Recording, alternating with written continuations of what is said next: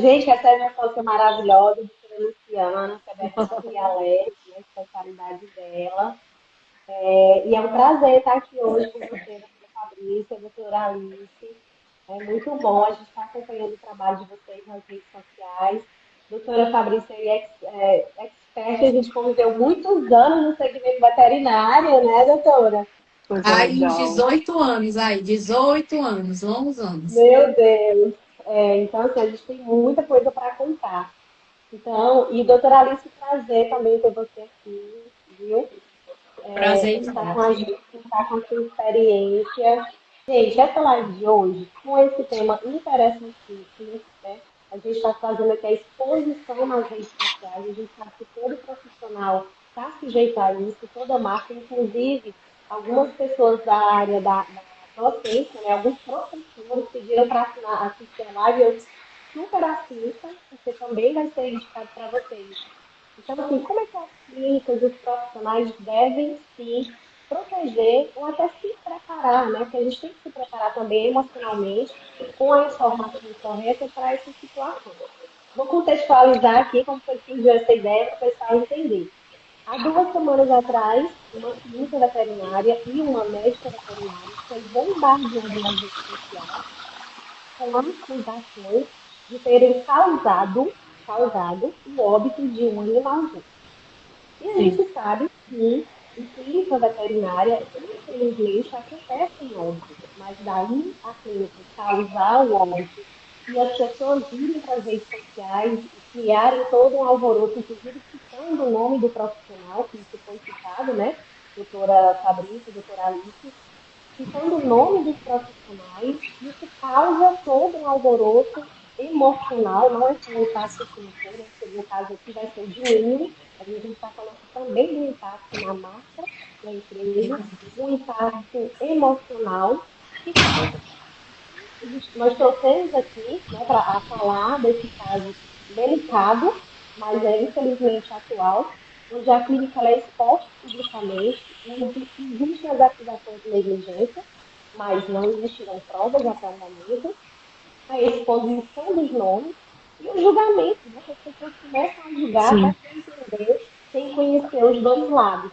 Então, doutora Fabrícia, doutora Alice, e até a doutora Luciana, como médica veterinária, né, doutora Lu? Não sei se você já passou por isso. Já passou, doutora Lu?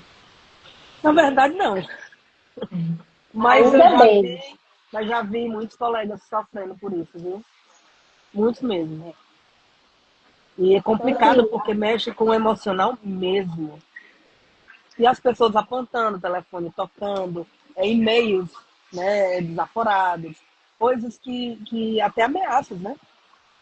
E toma uma isso tem proporção médico, gigantesca, né? A proporção que se né? alastra é muito rápido, né? É, Eu já vi, viu, doutora Alice, doutora Fabrícia, eu já vi médicos veterinários, inclusive, desistirem da profissão, entrarem em depressão profunda por causa de um caso desse. Então, a gente contextualizou aqui e eu queria que agora vocês, como expert, trazendo a informação para o nosso público, né, para deixar mais tranquilo, quais são os meios, o que é que precisa em si para se existir, para poder, enfim, acusar uma clínica ou não acusar. A gente queria entender esse contexto dentro dos termos jurídicos. Entendi. Vamos lá, né? Primeiramente, a questão do acusar ou não, né? Existe, como você bem falou, existe sim morte dentro da clínica, existe os animalzinhos que não resistem a alguns procedimentos, já por algumas coisas mesmo do próprio prontuário do animal, né? Então, isso, de fato, existe, como existe na altura também, né? Então, é algo que a gente lida ali no dia a dia, certo? Agora, como o tutor vai lidar com isso, aí é outros 500, né? É outra condução. Aí, o que é que acontece? O que eu trago aqui para ti a clínica, nesse momento, houve um óbito, né? Um exemplo bem prático. Aqui um exemplo. Um animalzinho veio fazer a cirurgia, chegou na clínica, fez a cirurgia, houve uma intercorrência, né? O veterinário fez lá, né, o procedimento, o animalzinho veio a óbito. Aí, quando vai explicar isso para o tutor, existe aquela conversa, por que o animal veio a óbito, né? E vai explicar tudo o que aconteceu, né? Se foi outro problema. Aí, o tutor, nesse momento, ele tem duas reações. A primeira, de acusar o veterinário, que foi não, que ele foi omisso, que ele fez algo errado, negligente, ou ele vai para outro caminho, que é dizer assim, não, realmente ele já sofreu disso, né? E vai compreender. E aí o veterinário, nesse momento, o que ele pode fazer? Ele vai, nesse momento, vai solicitar para fazer a necrópsia, para verificar a verdadeira causa da morte do animal. Com certeza. Mas o tutor ele pode se recusar. Inclusive, o veterinário não pode impor, porque é algo do tutor. Aí o tutor diz, não quero fazer necrópsia, não vou fazer. E aí, o que é que o veterinário faz? Nesse momento, ele tem que, quando for liberar o corpinho do animal, ele vai ter o termo de recusa da necrópsia. Juntamente, no prontuário dele, do laudo do próprio médico. Por que o animalzinho vem a óbito, certo? É importante para ele se resguardar. Se o tutor levar o animalzinho para outro local para fazer a necrópsia, ele precisa estar com o prontuário daquele animal todo ok. Sim. Todo organizado dentro da clínica. Por isso que a gente bate muito no compliance para os veterinários a questão do prontuário do animal. É extremamente importante. Até porque, quando for judicializar uma ação e chegar nessa via, você tem provas suficientes ali dentro da sua clínica que vai me resguardar, entendeu? Sim. E aí, se ele sai, aí vamos para outro momento, se ele sai e vai nas redes sociais e diz, o médico X matou o animal, a clínica X, como aconteceu lá em Cascavel. Ele pode fazer isso? Não pode. Foi parar Não pode. Isso não pode ser feito. Até porque, assim, um ditado bem popular, né? Não existe acusado enquanto não transitar e julgar uma ação nas três esferas. Inclusive, esse tipo de comentário, ele é passível de danos morais, né? De outras coisas. Né, Alice? Exatamente. E é muito importante a gente trazer essas questões, porque hoje a internet como um todo, seja redes sociais, seja a extensão como é o Google, né? Que é um meio de mecanismo para você fazer avaliações, ou até mesmo também outros sites, como por exemplo aquele Reclame Aqui, que hoje ele virou uma referência enorme, né, em relação aos consumidores. Então, nenhuma dessas ferramentas, elas devem servir como arma para coibir, inibir, ameaçar, amedrontar qualquer pessoa. E para isso, hoje, elas não viram, a internet ela não virou terra sem lei, né? Aos poucos vem sendo regulamentado, vai vindo novidades legislativas que elas servem para poder regulamentar e coibir esse tipo de questão. Porque a reclamação, ela não é crime, mas precisa ser verificada a questão do abuso, né? Assim como o processo também, ele não é para se tornar um abuso. Aqui no escritório... Né, doutora? A pessoa pode se expressar, né? Tem o livre-arbítrio, mas acusar sem provas, aí acaba se tornando crime, é isso? Eu entendi certo? Exatamente essa questão, né? Porque a reclamação, ela faz parte da liberdade de expressão das pessoas, né? Ela tem limites legais e éticos também para serem seguidos, né? Só que assim, a ética é muito relativa porque vai de indivíduo para indivíduo, né? O que às vezes é ético para um, o outro não considera ético, né? Então, é muito relativo. Então, hoje, o processo, aqui no escritório, a gente tem alguns casos realmente que a gente está em defesa das clínicas e de outros tipos de comércio e percebe claramente que o consumidor utilizou aquele processo como um mecanismo de arma, né? Então, ele usou o processo de fato como um modo de amedrontar, de se aproveitar e tudo. Isso é tão triste. Porque, da mesma forma que existem casos legítimos que precisam ser discutidos na justiça, vem casos também que são surreais, né? Que não existe um índice de respaldo jurídico e nem fático, né? Às vezes nem o fato de uma forma de um raciocínio lógico, ele às vezes vai Não se tem um juntando. contexto, muitas vezes não tem um contexto claro, né, que expresse o processo. Inclusive, doutora, só interrompendo aqui, então, só para deixar claro, né?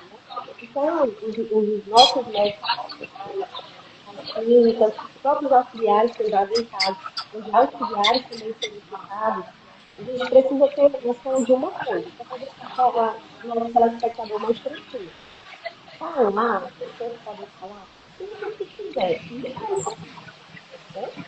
Elas podem falar. Ah, dizer que vai entrar com processo, também podem dizer. Daí ao processo, literalmente, como a doutora Alice está falando, ser válido, contextualizar o processo, é outra coisa. Então, limite, né? Não precisa ter medo, não precisa ficar alvoroçado quando o cliente disser, vou para a rede social, vamos fazer um processo. Lógico. Inclusive, o doutor Daniel, né, que é o presidente do Conselho de Medicina Veterinária, em outra live, ele falou assim, que quando 99% dos processos que chegam ao TRM do animal poderiam ser resolvidos com comunicação. É uma conversa. Entender qual é a dor do cliente. A doutora Fabrícia até trouxe aqui, né? Porque quando perde um animal, o primeiro passo é a alegação, é a culpa. Tem que ter um culpado. E normalmente é quem está mais perto, mas isso é um processo do luto, da dor do paciente, né? Do responsável pelo animal. Então, a gente tem que ter noção aqui que uma comunicação nesse momento para alinhar expectativas, e eu até hoje estava falando com uma clínica sobre isso, acolher a dor. Acolher a dor, né? Da pessoa que perdeu o Exato. animal, pode ajustar tudo isso. Lógico, a gente já falou sobre isso, médico veterinário não é treinado para isso. Eu acho que é por isso, né, doutora Fabrícia, a gente percebe que ele tem tanto esse conflito, que traz tantas coisas para a rede social, que não é uma habilidade nata. Existe psicólogos envolvidos também. Né? E É aí, uma fala até importante mesmo, só para te interromper e te acrescentar, que a gente fez um compliance na clínica e a gente estava conversando com o veterinário como ler o termo no tutor. E eles têm medo de ler o termo. Gente, vocês precisam ler o termo. É. Vocês precisam ler o termo, Tem que deixar a entender, né? pessoa ciente que pode haver uma morte, pode haver uma intercorrência, que pode acontecer, que ele precisa estar ciente. Porque quando você está ciente do que aquele profissional vai fazer no seu animal, se houver uma condução que houve um óbito, o tutor é outro tutor, entendeu? Mas ele Com está certeza. ciente, ele está ciente. Gente, vocês estão escutando muito barulho? Só um é, pouquinho. a gente Eu deve já, estar já, bem. eu já saí de 3 lugares. Tu pode Mas tá deixar dando para ouvir. desligado, quando for falar, tu liga, O tá? quê? Tu pode deixar o teu áudio desligado, só o de fala. Aí quando você for falar, tu liga. Deixa eu Doutora subir Alice, onde é. uma outra coisa que a gente estava pensando aqui, certo? No caso dessa clínica, do que aconteceu, que a gente viu que foi exposto, a pessoa, inclusive, expôs o que ela tinha ali em mãos, né? Que era uma comanda de venda, não chegava a ser um prontuário, era uma comanda de venda, né? E que não se tinha todo o contexto, e a gente precisa ter noção de que a senhora falou. A clínica ela tem que estar preparada. Primeiro, com o prontuário correto do animal. E aí, aqui eu quero trazer até uma atenção e já fazer um merchan aqui, né, para a live da próxima semana, onde nós vamos falar sobre a importância de ter um sistema consistente com a realidade da clínica veterinária, onde os registros possam ficar tudo lá. O horário que o animal entrou, o horário que começou o atendimento, me corrija se isso é realmente essencial. O que o cliente comprou, esses termos de recusa que tem que estar assinado, isso é um documento sério, sério, sério, tem que ser guardado, não é só o cliente assinar, tem que ser guardado, arquivado, por quanto tempo, como é que isso funciona, doutora? Pronto, pode responder. Pronto, a questão do prontuário médico, né, e esse sistema é incrível e toda clínica deveria sim ter um sistema, porque o prontuário, ele não é aquele prontuário sem registro. Não é aquele prontuário que você não coloca data, horário, dia, qual a vacina que tomou, qual o medicamento que você prescreveu, se o cliente levou, se o cliente não levou, se você imprimiu a receita, entregou, entendeu? Então, o prontuário ele precisa ser o mais completo possível e não aquele prontuário genérico. Gente, aquele prontuário genérico é o terror. Tipo, ele teve dor de barriga. Levou isso. Pronto, acabou, não tem mais. Ele teve dor de barriga, eu passei esse remédio, ele voltou, persistiu, não persistiu. Tal hora eu falei com o tutor, o exame chegou, eu mandei o exame. Coisas assim que existe hoje, eu não sei se é nesse sistema, mas existe hoje a tecnologia, né? A ZIA, que vai ajudar muitos veterinários a não estar fazendo isso lá no computador perdendo tempo. Mas esse tempinho que você faz aquele prontuário, ele vai te render ali muitos aquéns mais no processo, entendeu? Porque lá na frente, se você for chamado, você tem um prontuário completo. E aí o prontuário, ele é como se fosse assim, uma prova robusta maior que você tem dentro do processo. Tanto para inibir as questões de fato, quanto as questões técnicas, né, da medicina veterinária. E aí, por isso que é tão importante, porque se chegar um determinado momento que houve, por exemplo, um erro médico veterinário, como é que você vai conseguir rebater se você não está com a documentação correta?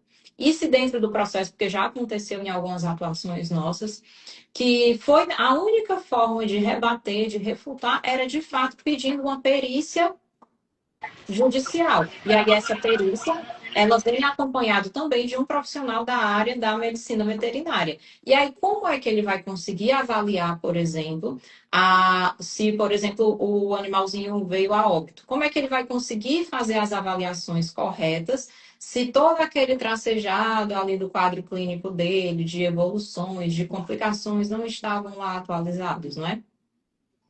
Lembrando que tutor não gosta de assinar documento nenhum.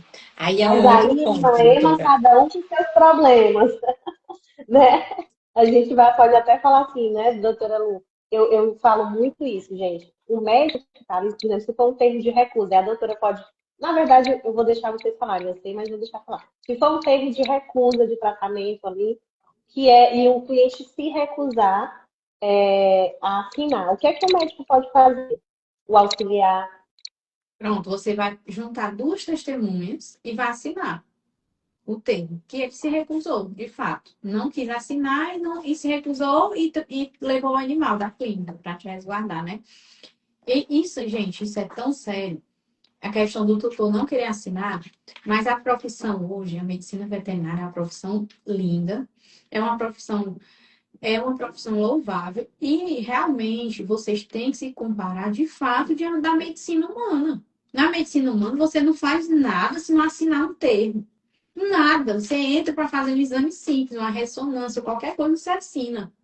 Então, é realmente esse caminho que tem que seguir com os tutores, entendeu? É sentar, explicar. Às vezes ele não quer assinar, de fato ele não quer assinar porque ele não está entendendo o que é que ele está assinando. Vou te explicar aqui o que é que você está assinando. É isso, isso. Eu sou um profissional, preciso dessas documentações. E aí te eleva até para outro patamar você como profissional, entendeu? Exatamente. Tem Com certeza, até viu?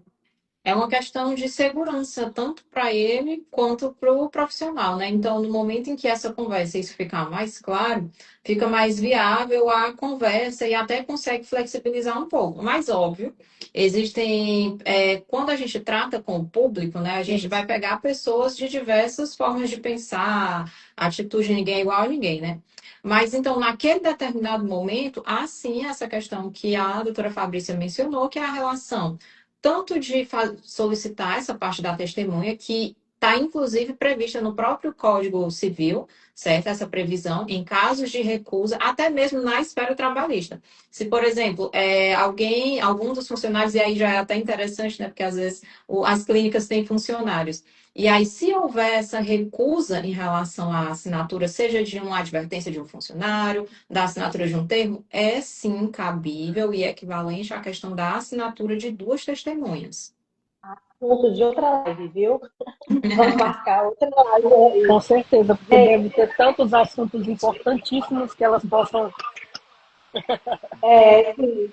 Então, assim, gente, nesses casos, é o que eu costumo dizer, né? Os médicos, veterinários profissionais não precisam temer, porque a maioria falou em processo, falou em rede social, todo mundo já treme, perde até o foco ali do trabalho. Então, assim, a primeira coisa é não precisa disso. Se você tiver, agora, garanta que você tem um prontuário certo, que você mantém os registros do cliente certo, que você tem os termos corretos assinados pelo tutor. Cada um com a sua responsabilidade. Não é à toa que hoje nós nem podemos mais chamar de tutor, agora é responsável pelo animal, porque ele tem responsabilidade. A justiça já entende que eu que tenho um animal, eu tenho responsabilidade por ele. Então, no momento que eu me nego a fazer um exame solicitado, um internamento solicitado, eu tenho que ser responsável por aquilo. E é interessante a gente até aqui falar, né, doutora Fabrícia, dos exames, que muitas vezes os médicos precisam de mais exames para poder ter ali um diagnóstico, um tratamento mais assertivo, às vezes até imediato, e o cliente ele se nega, né? E aí também tem o termo de negativa de exame, né? Isso, doutora Fabrícia? Tem. Inclusive, até um alerta em relação a esses termos, né? Ele, no Conselho Veterinário, ele traz ali na resolução uns termos, né? Mas hoje, até que depois eu queria até sentar com o doutor Daniel, né? Fazendo.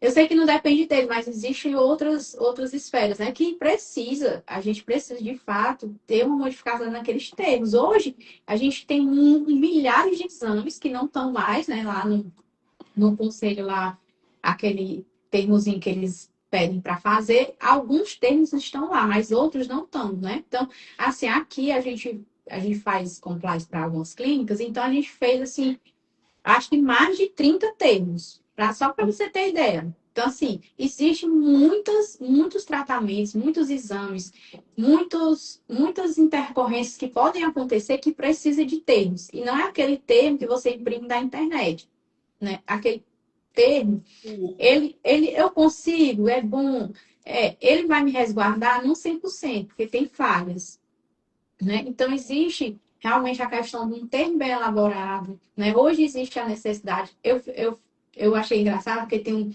um procedimento que é transfusão de sangue. Você está levando um animal assim para fazer transfusão de sangue. Acontece algum problema com esse animal? Está fazendo Aí você não tem nada, você não assinou, porque não precisa, não tem lá. Entendeu? Então, assim, o que você está trazendo tem que ter os termos de recusa, termo de exame. Tem que ser muito específico, né? É isso. Porque hoje a veterinária ela está específica, não é mais aquela veterinária Generalista, lá né? antiga, que fazia o exame de sangue e você fazia tudo com esse exame de sangue. Identificava a vida do animal com exame de sangue. Ainda tem muitos tutores que você chega e diz que precisa fazer um exame de sangue. Eu generalizei, é um exame de sangue, né? Aí eu digo, mas é para isso, mas todo exame de sangue não é o mesmo? Não, é porque é isso. Então tem que também explicar para poder você também justificar o que você está fazendo, né? Exato. E não consegue fazer diagnóstico, né, doutora? Sem exame. Só com a anamnese, você não consegue chegar. Precisa existir os exames, né? Não tem como. É interessante, até queria uma orientação aqui, gente. Eu sempre digo que quando você decide montar uma clínica veterinária, que você vai assumir, ou um pet shop com clínica, né, que você vai assumir essa responsabilidade, tem 3 coisas que você não pode economizar. Aí eu vou dizer: sistema, contador e o jurídico. Exatamente. Essa assessoria jurídica, mas eu pago mensal, vou dizer que eu escuto nas consultorias que eu dou, viu, doutor?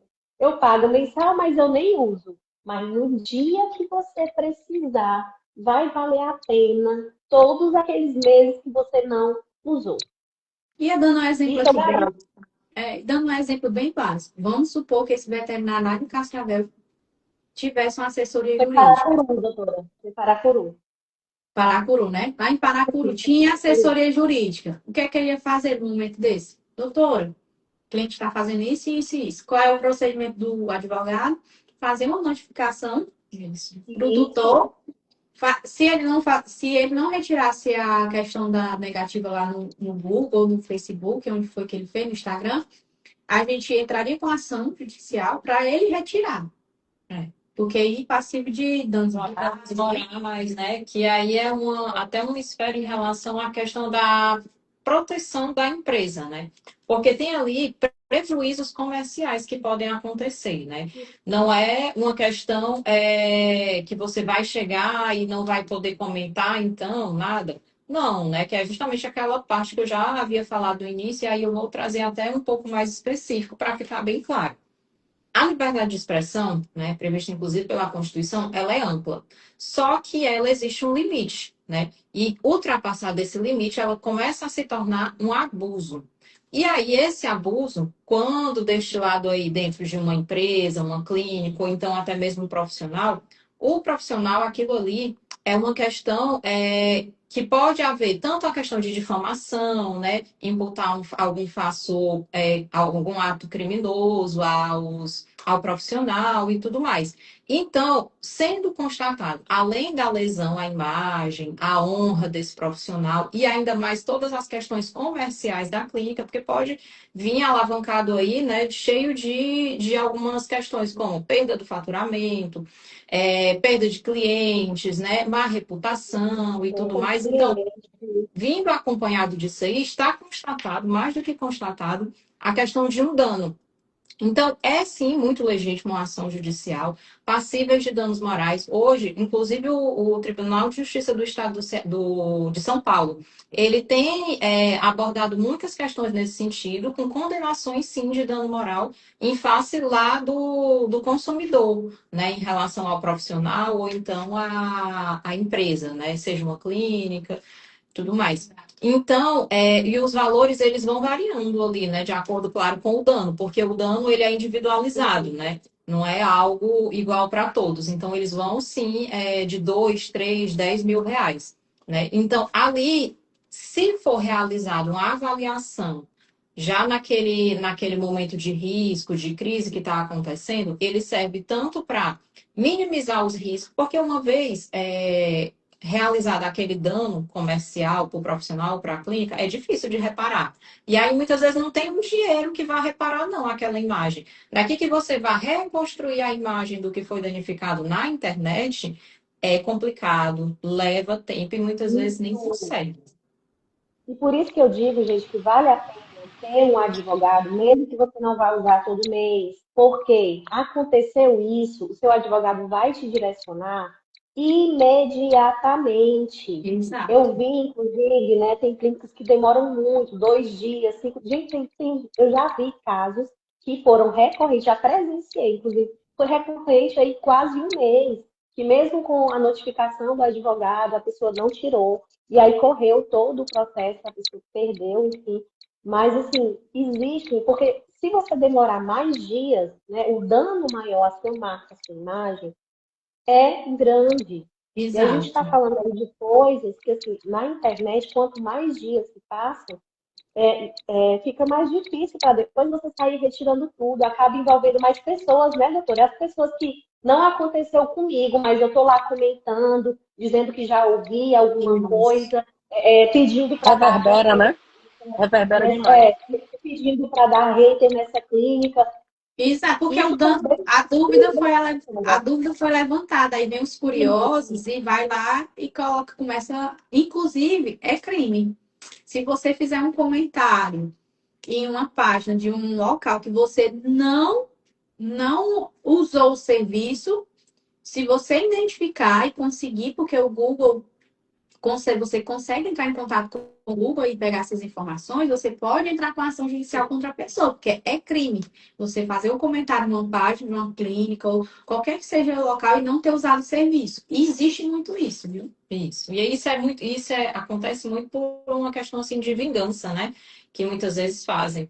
Às vezes nem é realmente o consumidor ali daquele produto, daquele estabelecimento, e vai lá e faz apenas por uma espécie de vingança, enfim. Inveja. É até assim, uma empatia nada legal, né? Eu vi casos dizendo, gente, isso aqui aconteceu com a minha prima, com a minha tia, com a minha vizinha. Vão lá e esculhambem, dê nota um. Eu vejo gente fazendo isso. Então, só para a gente deixar claro, isso também é crime, né, doutora? Exato, é crime. Crime. Isso. Você não pode fazer comentário no qual você não usou, né? Isso. E aí, só para deixar claro, né, a questão do comentário negativo, ele pode acontecer contando especificamente a experiência daquele consumidor, não imputando um fato Terceiro. falso, não imputando ali uma questão de algum crime, fazendo um desabono à honra do profissional ou do estabelecimento, né, xingando. Então, ali, narrando especificamente apenas e tão somente o que aconteceu, né? E aí, por isso que é importante, como esse é um direito do consumidor, é necessário ter o trabalho antecipado ali do compliance para poder regular algumas coisas internas, né? Já justamente para poder rebater qualquer tipo de comentário negativo e que não seja verdade que ocorreu, né? Inclusive, até mesmo ali determinados pontos, fazer discussão ali no próprio comentário, a clínica ou o profissional, ali muitas vezes nem é interessante. Por quê? Porque existem questões muito mais além do que só estar rebatendo ou então criar uma discussão generalizada ali nos comentários, né? Às vezes é necessário realmente ter a questão da documentação, porque muitas vezes demonstrado isso, você vai ter até o direito de retratação. Essa pessoa ela vai conseguir se retratar. Porque já pensou se for um Com influencer? certeza. Um influencer tem um poder muito grande, né, em relação às redes sociais. Então, o comércio, estando preparado, estando com a documentação toda ok, ele vai conseguir ali o direito de retratação dele, desse influencer se retratar nas redes sociais. Exato. Isso. E é muito importante, né? Porque justamente ter essa assessoria jurídica, ter uma noção do jurídico, ter a informação correta, os processos internos corretos, porque você consegue trabalhar a segurança. Eu fico imaginando como o emocional desses profissionais, não só no caso da médica que foi citado aí, que a gente, nesse caso que a gente trouxe, mas também os profissionais envolvidos, o auxiliar, a recepção, né? As pessoas todas envolvidas vendo que, poxa, é a minha empresa, é a empresa que eu trabalho, os outros Exato. médicos, né, que trabalham. Então, isso mexe com o emocional de todo mundo. Então, assim, o dano, ele não é só físico, não é só moral. Também tem o dano emocional, né, do profissional. Eu já vi casos que a pessoa passou, no caso de um auxiliar, que um auxiliar ficou muito triste, que a pessoa foi para a rede social esculhambar, e o auxiliar, ele tinha passado a noite inteira, dava para ver nas câmeras ele a noite inteira com o animal, dando uma assessoria assim, de UTI maravilhosa, ele realmente se preocupou com o animal. Então ele ficou tão triste, inclusive foi um dos que pensou em desistir da profissão, porque, poxa, a gente se doou tanto, a gente fez o melhor, e a pessoa não reconhece ou não quer saber, né? Lógico, pode ser no momento da dor, a gente já falou aqui da questão do luto, mas essa acolhida, ela tem que ser diferente. E o reconhecer, muitas vezes não é nem o reconhecer, é também aqui a questão da comunicação, onde você pode ter essa comunicação também com a equipe interna. E a assessoria jurídica, ela dá essa segurança para quem está trabalhando na clínica também. Saber que a clínica que eu trabalho tem uma assessoria jurídica, né, doutora Alice, doutora Fabrícia, também deixa o profissional mais tranquilo e, lógico, a gente sabe que a assessoria não é Mais só seguro, pagar. né, Tício? Você passa a orientação. Isso. Mais seguro você delega. Você delega o problema. Você vai fazer uma cirurgia. Imagine a cabeça do profissional. Ele vai entrar numa cirurgia e houve esse acontecimento. Ele vai fazer. Como é que ele está, o estado emocional dele? Mas se ele consegue delegar o problema, doutora, resolve o problema. o que a gente vai fazer, como é que a gente vai fazer, é a nossa ossada. E ali ele vai ficar despreocupado para exercer a profissão dele. Por isso que é tão importante ter essa assessoria jurídica, ter uma assessoria na logística ali, na questão das pessoas. Eu acredito demais que qualquer... E pode ser qualquer um, pode ser uma clínica com 2 pessoas. Ela precisa começar organizada para crescer organizado, né? E como bem a Tici falou, vai abrir, já coloca nos custos. Gente, e é um custo que você pensa assim, eu vou pagar todo mês e não vou usar. Mas na hora que você precisa, você tira assim um fardo nas suas costas. Um fardo. E você divide. É tão bom dividir suas preocupações. Você divide com a pessoa. Entendeu? Divide seus problemas da clínica, problemas às vezes com funcionário, problemas às vezes com tutor que chega gritando, como é que eu vou agir? Doutora, como é que eu consigo responder essa agressão aqui do cliente? Como é que eu vou fazer, entendeu? Isso. Até porque Às vezes até pode ser como vocês comentaram, pode ser um comentário no Google, que às vezes você não sabe como se posicionar, né? E a lead, né, o fato ali, ele não se resume só, por exemplo, a um problema relacionado ao consumidor, né, dentro de um estabelecimento. Existe uma cadeia de outros problemas, né, que podem estar relacionados também, né? Sejam demandas trabalhistas, sejam demandas também da carga tributária, né, sejam outros tipos de questões que é importante ter essa organização dentro da empresa. E até porque, como eu costumo muito falar, crescer é bom, mas crescer de forma organizada, porque muitas vezes crescer de forma desenfreada acaba atraindo uma série de outros problemas, né? Muitas vezes até mesmo fazer determinados pagamentos de, por exemplo, imposto, que muitas vezes não há nem essa necessidade, às vezes há isenções, às vezes dá determinadas questões É nesse tipo. importante. No caso do domiciliar, precisa também dessa assessoria jurídica? Como? No caso do domiciliar, do veterinário domiciliar, também precisa dessa assessoria? Sim, ou precisa. E é até bom você ter falado isso, porque o domiciliar, diferente do CNPJ, todo o processo ele vai responder pessoa física, né? E você está prestando um serviço para aqueles tutores, né? Então, ali ainda mais você precisa de uma proteção ainda mais, porque a pessoa física é você, é o seu CPF. Geralmente, quando é a clínica, é o CNPJ, né? Então, você vai processar um CNPJ. E ali você está exposto que vai lhe processar. É o seu CPF que vai estar lá na ação. Então, ainda mais, tem que ter um cuidado ainda maior. E eu penso em outra coisa, doutora, na necessidade maior de ter uma assessoria jurídica de quem faz atendimento a domicílio, porque você está dentro da casa da pessoa.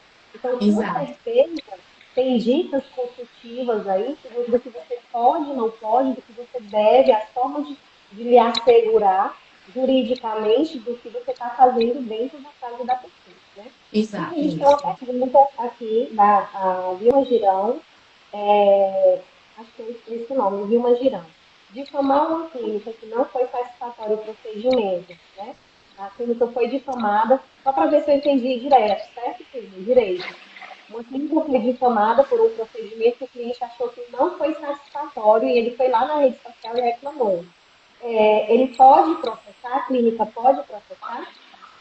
Pode sim. Aí é assim, aquela questão em relação ao que a gente já comentou mais no início, né? O consumidor, ele tem o direito de reclamar, só que ele não pode, a liberdade de expressão dele, ele não pode ultrapassar aquela linha para se tornar um abuso, porque tem pessoas, tem consumidores que vão até uma rede social, um Google, um Reclame Aqui, e começam a falar coisas desabonadoras à questão da moral, do profissional, da clínica, às vezes imputando, né, falando até mentiras do fato que aconteceu, como ele realmente foi, xingando. Então, se houver comentários nesse sentido e demonstrado eles sendo falso, ou então que realmente haja uma questão de excesso, aí sim o profissional ele pode sim ajuizar uma ação judicial em face da pessoa que fez aquele comentário, né? Para poder fazer a revisão. Aí no processo judicial ele vai ter uma série de fatores para ser avaliado em relação Se o fato aconteceu, se não aconteceu, aí vai ser discutido as questões de provas mesmo. Exato. É importante analisar esse comentário. Porque tipo de comentário assim? Doutora Não, Cris, seja bem-vinda. Temos aqui a secretária-geral do Conselho de Medicina Veterinária. Seja bem-vinda, doutora. bem-vinda. Bem-vinda, doutora. É importante analisar esse comentário. É um comentário assim: cheguei na clínica, fui mal atendido. Aí eu cheguei e fui mal atendida. Esse comentário pode? Pode, eu me senti mal atendida, não gostei, né? Cheguei na clínica, aí aqueles aspectos gerais, achei muito suja, um local assim, o estacionamento tá ruim. Aí é no momento do compliance, justamente da assessoria, que ele vai te orientar como você responder essa reclamação específica do cliente, dentro lá do Google, né? Porque você pode fazer esse tipo de comentário. E você, o Google ele abre para você fazer sua resposta, sua defesa só que você tem que saber fazer essa defesa, né? E aí, dentro dos comentários, precisa ser analisado esse comentário que fez, né? Ele foi um comentário que o Maurício falou, difamatório, ele está difamando. Um comentário bem comum. Essa loja é a mais cara de Fortaleza. Como é que tu vai dizer que a loja do homem é a mais cara de Fortaleza se você tem uma pesquisa? Você fez uma pesquisa de mercado? Você analisou? Como é que você pode dizer que a loja da pessoa é a mais cara de Fortaleza se você não tem provas? Existe um, existe 10 mil lojas. Tu fez pesquisa nas 10 mil lojas para saber que aquela é a mais cara? Às vezes nem Entendeu? comprou lá. Isso. É saber diferenciar. Interessante, gente, assim, eu queria, assim, agora, dicas práticas do que a gente pode. Primeiro, a primeira dica nós já demos. Tem assessoria jurídica na sua empresa, né? Se você é autônomo, também existe essa possibilidade. Inclusive, aqui a doutora Alice e a doutora Fabrícia já fazem esse trabalho. E aí, tem aqui o arroba dela, vocês podem ajudar também, que pode ajudar vocês. Lembrando que quem ainda não segue o VetCast 360, siga, porque a gente está doido para fazer as lives por lá. Né? Quem for médico veterinário, a gente tem que atingir 1.000 pessoas lá para poder fazer a live por lá. Então, ajuda a gente, indica. Tem muito conteúdo já bom lá para médico veterinário. Gente, dicas práticas para a pessoa. Cheguei, abri aqui meu Instagram, já está lá marcado meu arroba, sendo difamada, né, ali de algum procedimento que o cliente não gostou, ou de que o cliente, ou de que o animal morreu, veio a óbito. Então, assim, o que é a primeira coisa que eu faço? Primeira coisa que eu faço. Diga aí, doutora. Não, a primeira coisa, se você não tiver assessoria, é isso? Tu tá falando assim, se eu não tenho assessoria? Isso, eu não tenho assessoria. Se você não tem assessoria, você vai lá, né? Claro, você vai desabilitar os comentários para que corte aquela questão ali. E aí você vai tentar entrar em contato com a pessoa, né? De forma cordial, né? Falar, conversar, chamar de fato, que é aquilo que você estava falando, né? Acolher para saber qual é a dor da pessoa. Posteriormente, ele não vai conseguir fazer uma notificação porque, de fato, não é advogado. Não é advogado que tem essa prerrogativa para fazer a notificação para retirada, né, do comentário. E aí, o que é que ele vai poder? Ele pode buscar até a ajuda mesmo do advogado para poder, ou se ele não conseguir retirar de fato, de jeito nenhum, entrar com ação realmente judicial ali, né, para poder se resguardar. Mas, de fato, na questão para retirar o comentário, precisa mesmo da ajuda do Do advogado, advogado. porque ele vai me notificar. Isso. Então, assim, eu não tenho, mas eu acordei hoje, meu Instagram tá bombando. Vamos lá, eu gosto muito de praticidade, tá, doutora? Então, por isso que eu te interrompi. Então, a primeira Não, coisa que eu vou dar aqui como dica, que eu dou como consultora administrativa, tira print. Tira o print da tela. Primeiro de tudo, tira print de tudo que tiver. Segundo, procura o cliente, a gente já falou sobre isso aqui. Entende a dor dele, tenta entender a dor dele, que talvez você, numa conversa, você consiga resolver. Se não conseguiu resolver, tá? Se você pediu, inclusive, para tirar o comentário e ele não tirou, você precisa acionar o seu advogado. Eu não tenho um, você vai procurar um. E, exato. gente, aí eu vou dar uma dica como consultora administrativa. Procure um que tenha experiência na veterinária. Todo advogado conhece as mesmas leis, mas a expertise faz toda a diferença nesse Faz toda caso. a diferença, faz. toda a diferença. Então, procure um, Com toda certeza. porque a gente trouxe aqui. Por isso, não estamos trazendo aqui todo o advogado para estar falando de uma coisa específica, porque nós estamos trazendo pessoas específicas que têm a expertise no atendimento veterinário. Então, procure um que seja expert, né, que tenha essa experiência já na veterinária que vai te ajudar. E outra E coisa. siga a orientação do veterinário ou do advogado. E outra coisa, quando você fala disso, é tão importante falar da expertise, né? Que cada advogado, ele age muito em uma área e conhece muito, né? Por quê? Porque você falar de um assunto que está lhe prejudicando, você não entende o quanto aquele assunto está lhe prejudicando porque você não tem a vivência. Você está me falando aqui de uma dor, de um comentário negativo nas suas redes sociais. Você, como médico, você está sentindo uma dor profunda ali, porque para você é como se estivesse atacando a sua honra, o seu trabalho, tudo que você construiu. O advogado que não conhece esse mercado, ele vai dizer assim, nossa, é só um comentário. Ele não vai entender o que é a dor que de fato você está sentindo porque ele não conhece o mercado, né? Então, assim, é muito importante. Eu passei 18 anos nesse ramo, então eu vi de tudo. Eu vi o que a Tis falou, eu vi vários profissionais incríveis saírem da área, atuar em outras áreas, porque de fato isso traz uma carga emocional muito pesada. E não vale a pena você carregar isso só. Tem ajuda. E faz uma diferença, porque na rede social, doutora, por que eu digo que eu dou essa dica de ser um expertise como consultora administrativa? Porque na internet é tudo muito rápido. E se você contratar um advogado generalista, daqui que ele entenda que tem os termos, como funciona o prontuário, como funciona o atendimento, como funcionam as medicações de animal, que é diferente do humano, mesmo que ele seja um expert humano, isso faz diferença. O tempo aí, o time, dá para fazer um estrago muito grande, até você ainda ir explicar isso para um advogado. Então, ter um que entenda já do processo, dá para resolver tudo muito rápido. A internet, a gente está falando aqui de frações de segundos, milésimos de segundos, tudo pode acontecer, né? Exato. Então, Com certeza. a gente tem mais uma pergunta aqui. Se um cliente começar a me expor nas redes sociais antes mesmo de existir uma conclusão técnica do caso, o que é que a pessoa deve fazer?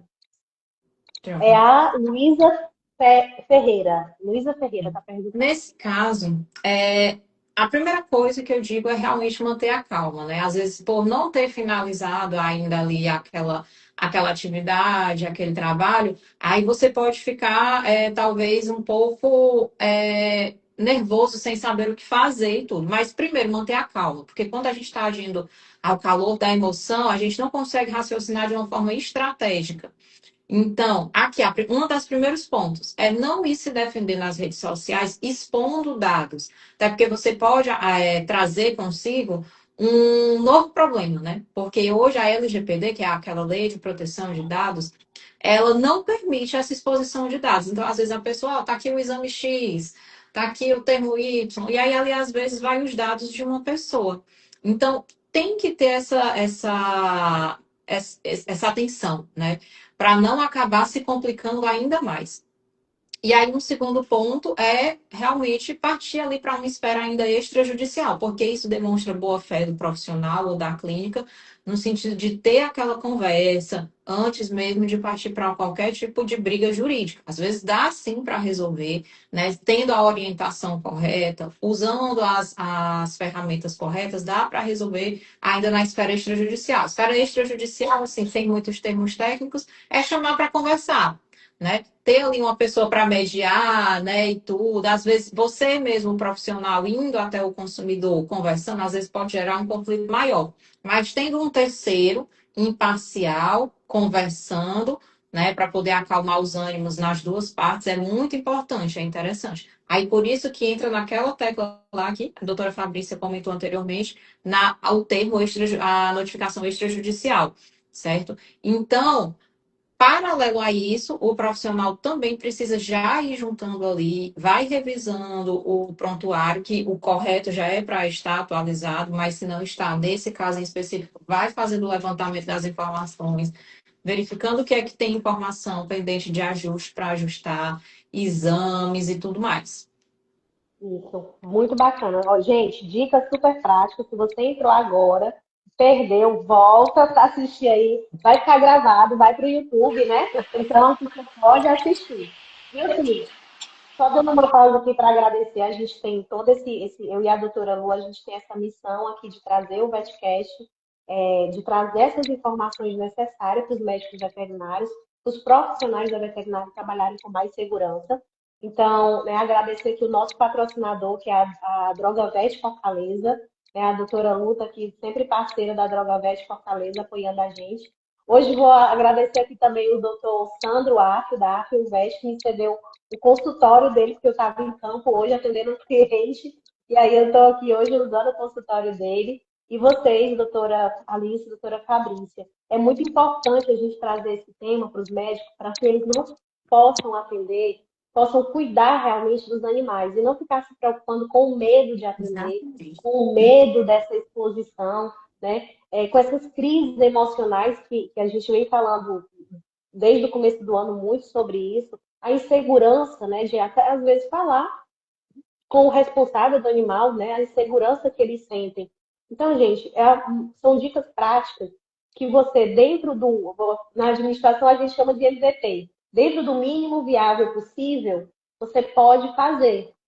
Né? Eu não tenho não tenho uma assessoria jurídica, eu não tenho uma consultoria administrativa, mas a gente está dando dicas práticas e imediatas do que você pode fazer, tá? A gente queria conversar muito mais, assim, sobre o tema, mas o tempo vai correndo, né? Mas foi muito bom, acredito que as dicas foram Foi muito ótimo. práticas Eu aqui para queria só proteger. acrescentar uma coisa que é o que algumas pessoas falam direto, né? Alguns clientes.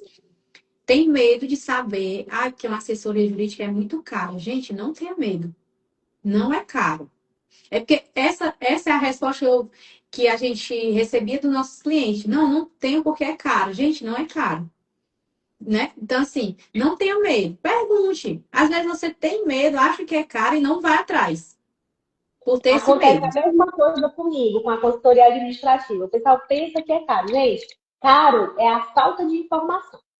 Exatamente, exatamente. Caro é o problema. É um problema. Isso, exatamente. Exatamente. Eu quero agradecer demais o convite. Já estou aqui me disponibilizando para outras lives, né? Eu vi que tem a Vamos questão lá aí, da questão trabalhista aí, viu? não, e tem um tema aí fortíssimo que vai ser implantado agora, que é a ANR, né? Inclusive a doutora Alice, ela é especialista em direito do trabalho, vai até fazer uma palestra agora Eu lá no também. GT. Olha só. Agora, no dia 22, inclusive, eu já até aproveito para estender o convite, né? Dia 22/5, próxima sexta-feira, eu vou estar lá palestrando, né, no Tribunal Regional do Trabalho.